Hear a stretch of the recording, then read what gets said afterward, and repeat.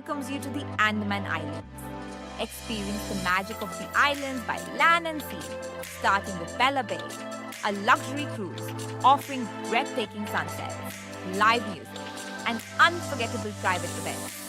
Sail serene waters while indulging in fine dining and premium drinks beyond the waves in Port Blair.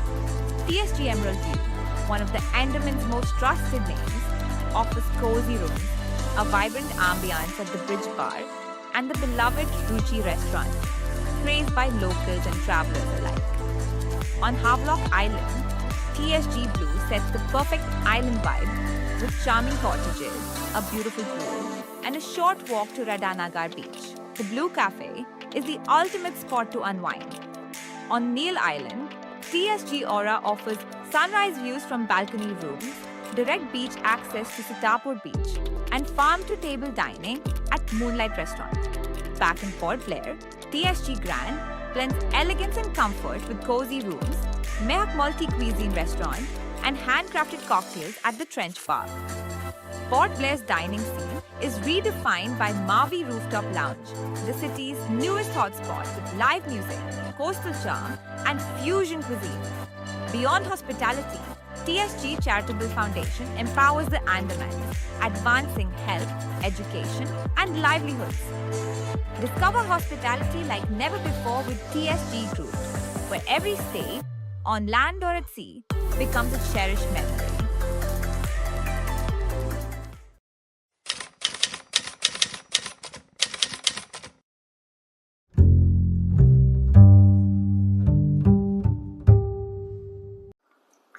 सभी को मेरा नमस्कार। मैं Nicobar times को धन्यवाद देना चाहूंगा कि वो आज मेरे बोलने पे यहाँ पे आप लोग इधर आए। देखिए, आज बात मैं ये करना चाहूंगा, जो फायर सर्विस डिपार्टमेंट है, जो डिपार्टमेंट हमेशा अनहर्ट जाता है। अगर कोई पुलिस कांस्टेबल हो या कोई भी दूसरे डिपार्टमेंट का व्यक्ति अगर कोई जब कुछ अच्छा काम करता है पब्लिक सर्विस में, तो सब बढ़ चढ़कर उसको अप्रिशिएट करते हैं। लेकिन फायर डिपार्टमेंट एक ऐसा डिपार्टमेंट है जो हमेशा अनहर्ट जाता है। जो हमारे जितने भी फायर के सिपाही हैं, फायरमैन हैं, चाहे पेड़ गिर जाए, चाहे कोई आपदा आ जाए, सबसे पहले रेस्क्यू में, चाहे कोई जानवर अगर ट्रेन में गिर जाए, तो सबसे पहले जो रेस्क्यू में आता है वो फायर सर्विस के डिपार्टमेंट के लोग आते हैं, हमारे अपने भाई आते हैं। तो इसीलिए मैं आपके चैनल के माध्यम से उन सभी लोगों को धन्यवाद और सैल्यूट करना चाहूंगा। और सबसे अहम मुद्दा ये है कि आपको जानकर बड़ी हैरानी होगी कि पिछले 2009 के बाद, 2009 के बाद में आज तक फायर सर्विस डिपार्टमेंट में जो है रिक्रूटमेंट नहीं हुआ। तो ये जो बहुत बड़ा जो एक गैप हो गया रिक्रूटमेंट्स में, तो इसी के लिए सिलसिले में जो है मैं अंडमान एकता मंच की ओर से, मैं जनरल सेक्रेटरी, मैंने आज हमारे चीफ फायर ऑफिसर से मुलाकात किया और मैंने एक अपने अंडमान एकता मंच की ओर से मैंने एक रिप्रेजेंटेशन दिया और उनको बताया कि जो 2009 के बाद में जो रिक्रूटमेंट अभी तक अंडमान निकोबार में हुआ नहीं है। देखिए, रिक्रूटमेंट होना जरूरी इसीलिए है कि फायर डिपार्टमेंट जो है ये फिजिकल वर्क इन्वॉल्व करता है। जो फायरमैन होते हैं उनके अंदर में फिजिकल कैपेसिटी होना चाहिए, क्योंकि ये आपदा जब भी आता है, चाहे एक छोटा सा जानवर कोई उठाना, उसमें फिजिकल एक्टिविटी इन्वॉल्व है, तो उनका फिट रहना बहुत ज्यादा जरूरी है। और अभी जितने भी सारे लोग हैं, अभी सबका प्रमोशन हो चुका है और कोई इंचार्ज बन चुके हैं, कोई सीनियर फायरमैन बन चुका है और सबका एज भी हो चुका है। एक एवरेज एज अगर आप देखोगे तो 47, 48 प्लस या 50 प्लस के ही लोग वहां पे आपको मिलेंगे। लेकिन अगर न्यू रिक्रूटमेंट जब तक होगा नहीं, तो जो लोग प्रमोशन में चले जाते हैं उन लोग किसको सिखाएंगे काम।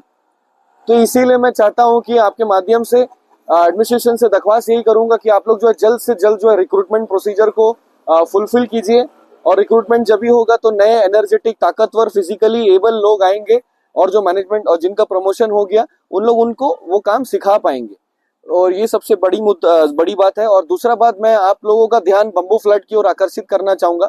बंबू फ्लड फायर स्टेशन जो है बंबू फ्लड जेट्टी पे लोकेटेड है और बंबू फ्लड एक बहुत बड़ा एक रिस्की जोन है, क्योंकि वहाँ पे एक एलपीजी प्लांट है। होप टाउन जाओगे, बहुत बड़ा एक एलपीजी प्लांट है। अगर वहाँ पे कोई भी तरीके का अगर फायर एक्सीडेंट होता है तो उसे फाइट करने के लिए, प्लस हमारा फायर स्टेशन के जस्ट बगल में एक पावर हाउस भी है जो कि पूरे पोर्ट ब्लेयर सिटी में हो या फरारगंज तहसील में हो, पावर सप्लाई करता है, सूर्य चक्र पावर हाउस, वो भी जस्ट बंबू फ्लड जेट्टी में ही लोकेटेड है।